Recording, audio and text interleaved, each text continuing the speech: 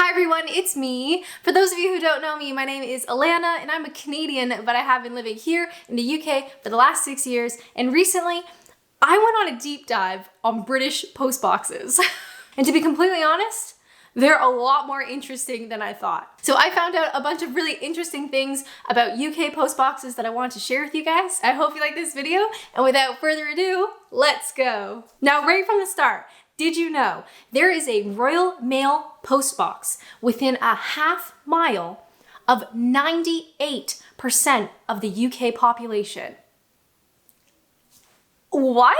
That means there are over 115,500 post boxes. Now, whether that's one that's in the wall, whether that's a pillar box, whatever, 115,500 in the UK. And honestly, that checks out.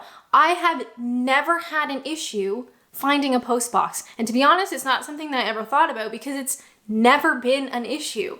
But there's a reason why it's never been an issue. It's because they are literally everywhere. For a lot of foreigners, when you think of the UK, I know I was the same, you think of those red post boxes, right? There's something so like visually iconic and visually recognizable that feels very British. But even for British people and for me living here, post boxes add to the charm and the character of a location.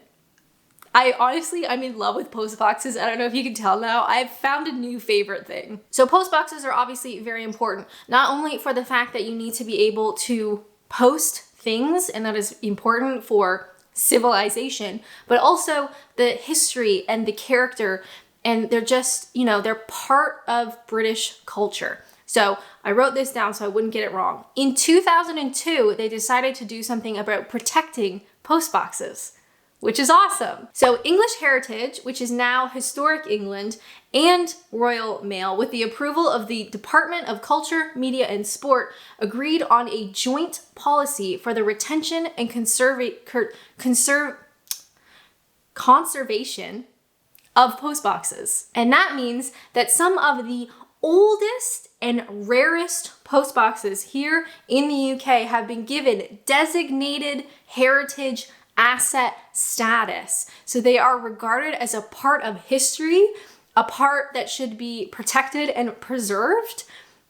And I just love it. Now, the roadside post box was introduced here in the UK in the 1840s. And another thing that I was ignorant of that I didn't realize is that when a post box is created, when a post box is installed, it's given the royal cipher of the monarch at the time. Now, of course, I have only ever been alive for Queen Elizabeth II. Of course, now that has just recently changed to King Charles. So ignorantly, I thought all of the post boxes had Queen Elizabeth II's cipher. But of course now, that is not true. So it's decided that a new post box is needed. That post box is then approved, the location is approved, all that stuff. It's built. It's built with the cipher of the reigning monarch, and then it is installed. And just because the monarchy changes does not mean that that post box changes, which means that even though Queen Elizabeth II was the longest reigning monarch, and there are loads with her cipher, that doesn't mean hers is the only one. And honestly, when I found this out, every time I'm on a walk, or I'm visiting a friend or something, or I'm going out to do errands, or I'm doing a video outside or whatever, if I see a post box, I have to check what the cipher is. I just can't help myself. And since doing that, I have seen a bunch of different ciphers, all right? I just think it's really, really cool. I didn't know, and now I know. So I wrote down some numbers because I thought this was really interesting. So more than 60% of current Royal Mail post boxes have Queen Elizabeth II's cipher. So those are the ones that I was just familiar with. I just kind of thought all of them were like that. But of course, because she was in reign, she was in power, however you want to say that, for so long, we've needed a lot of post boxes within that time. So about 60% have her cipher. Now, put a pin in this, but Scotland is different, and we're going to talk about Scotland in a hot second. Scottish people, if you know what I'm talking about. I love you. You're really fun. It's really funny. Okay, we'll come back to that. Boxes from King George V's reign. There's about 15% with his cipher of all the post boxes. He has about 15. And of course, the older you go, the fewer there are still remaining. And a recent study found that there are about 171 post boxes that still survive, that are still remaining from the reign of King Edward VIII from 1936. So 171 of these boxes around the UK. I don't know if you have one near you, but I'd love to know. Please tell me, where are these boxes? And that same study found that there are about 800 different types of postbox. So some are built into walls. I'm sure lots of people have seen those. You also have sort of like the, how do you say it, like the quintessential sort of pillar, but some are more cylindrical, some are more like hexagon shape, some have different inlays. There are at least one that has a a vertical like slit that you put the mail into rather than the traditional horizontal. So 800 different styles, which is so cool. Now, in addition to the 800 different styles, different shapes of post boxes around the UK, we also have the very special gold post boxes. Now, I've never personally seen a gold one in real life. I've only seen photos, but I'd love to see one at some point. So the gold post boxes are from the 2012 Summer Olympics and Paralympics. They basically represent a local medal winner. So I think the idea originally was that they were painted gold as, you know, a celebration, and it was only going to be temporary. But because it was so well received and it kind of ended up turning into like a tourist attraction, that they decided to leave them. They also, while remaining gold, they also will have like a plaque describing and explaining why they are gold, which is pretty cool. And this actually marked the first occasion in modern times where a British postbox was any other color than the traditional red. So if you have a gold postbox near you, please let me know. I want to see one.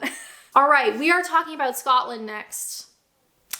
Scottish people, here's the thing. I love you, okay? I have some Scottish heritage in my family. I think the Scots are just an incredible group of people. Y'all caused a little bit of a ruckus when it comes to post boxes. So we are talking about what they call the Pillar Box War. So this was around the 1950s when there was a conflict over Queen Elizabeth's title. Now, we call her Queen Elizabeth II, but the Scots thought she should be called Queen Elizabeth I because, you know, she would be the first Elizabeth to rule over Scotland. So it was this disagreement over her title. And of course, that's like the most simplest explanation. There's a lot of information here if you want to do a deep dive, by all means. So there was even like a court case over what her title should be in Scotland, and it ended up getting dismissed, and she was going to be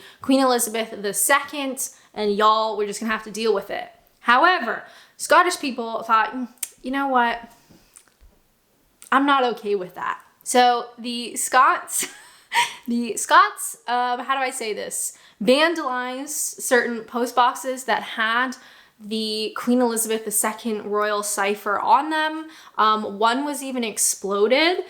Some were covered in tar. They were just like repeatedly attacked and defaced. I wrote this down. Apparently, one particular post box, a pillar box in Edinburgh, was repeatedly vandalized with tar, paint, and a hammer before being blown to pieces less than 3 months after its unveiling. So after this little period of some vandalism and explosions, so we're talking around 1953, new post boxes that were placed in Scotland only have the Crown of Scotland rather than the Queen Elizabeth II cipher. So her cipher is used on post boxes across the United Kingdom, but not in Scotland.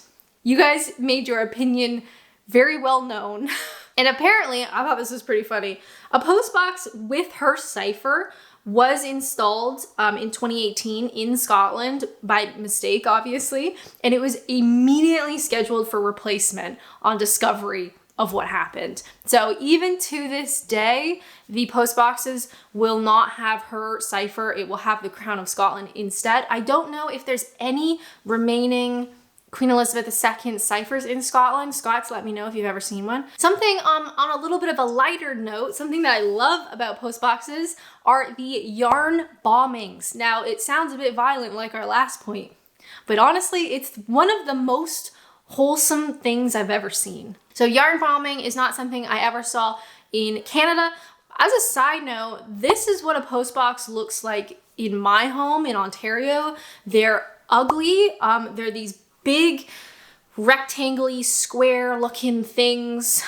They're just not very nice to look at. And because they would get graffitied so easily, like the sides are perfect for graffiti, they started releasing this new design that basically has a bunch of stuff on it. So if it were to be graffitied, like you can't really see it as well. Either way, the post boxes back home are not really anything to look at. They certainly don't add to the character of Canada or the culture of Canada like British post boxes do here. And I certainly never saw yarn bombing back home. But here in the UK, I love it. What is it for any foreigners? It's when somebody knits a hat for the post box. And we're not talking about like a green hat or a blue hat with a couple baubles. I'm talking like an intricate designed scene that's usually like portraying some sort of situation. They are so intricate and they are so detailed. When I see a new yarn bombed post box, honestly, it is always a treat. I will cross the street to see it because they are so good. So I remember during the Jubilee, a lot of post boxes were yarn bombed with the Queen on top. I saw one with the Queen and like a bunch of corgis, knitted or crocheted or whichever one it is. It's just so intricate. In the springtime, I remember seeing one that had like a beach scene on it and people swimming. And there was like people hanging out on the sand. Easter is also usually one where you'll see some with like Easter bunny type stuff. They're just so detailed and intricate. And I just think it's just wonderful. Now I had a little bit of a Google to see like, is this legal or not? And it's like, it seems to be like a little bit fuzzy. Typically, if you are doing something to property that is not your own without that person's consent, it is illegal. Where it is not hurting anybody or anything, Royal Mail did come out and say, like, we really appreciate that people like the post boxes and that do these hats for them. You know, it's a nice community thing. The only thing they said is like, we don't want a hat that's offensive or a hat that would obstruct people actually using the post box. So as long as it's not offensive, as long as it's not covering the like holes and stuff, then they've basically said like, we're okay with it. Which honestly, fair. Of course, it's not, you know, the knitter's property to put this hat on, but they're so wholesome and they're so cute. And I do think they're very much like a nice thing in the community. They're pretty cute. I don't know how many times I can say it, but they are so cute. I love them. So even though it is like technically illegal, I think you'd be very hard pressed to be arrested for it. I'm not saying to do anything illegal, okay, you guys? I'm simply just sharing some things I learned. Technically illegal, yes. Will you get arrested for it? It doesn't really look like it. So those are just some of the cool things I've learned about British post boxes lately. I hope you guys liked this video. I hope you learned something new. If you did, leave a comment down below, or if you have another tidbit about post boxes that you want to share, please let me know. If you want to watch more videos, which would be totally awesome, why not check out this one where I dive into the lesser known things about Scotland. But as always, thank you guys so much for watching, and until next time, bye!